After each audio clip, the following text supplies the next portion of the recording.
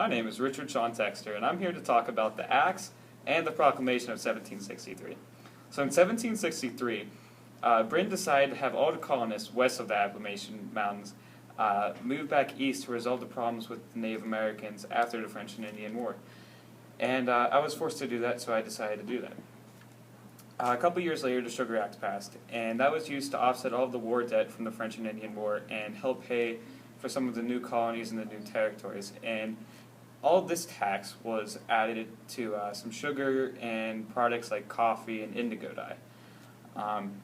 The import of rum and French wines were prohibited to the states, and everything that was reshipped from England to the colonies were also doubled with this act. Then the Stamp Act happened, and this was once again used to offset the some things from the French and Indian War and the British military uses in the colonies. So, but instead of paying this directly to the American legislators, this was paid directly to the British government.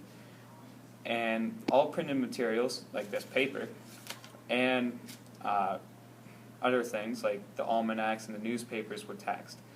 This affected a lot of jobs. For example, teachers, lawyers, newspaper publishers, everything like that.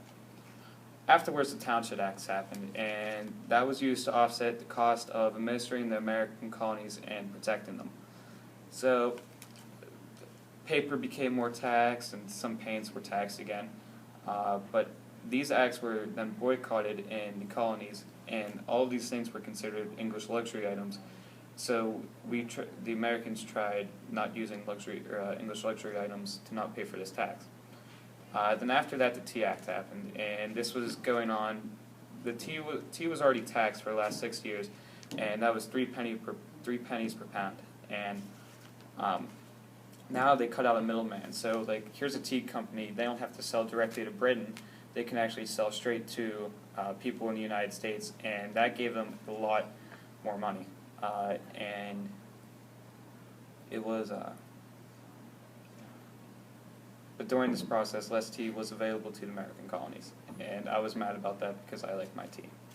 And that's all I have to talk about the Acts and the Proclamation of 1763.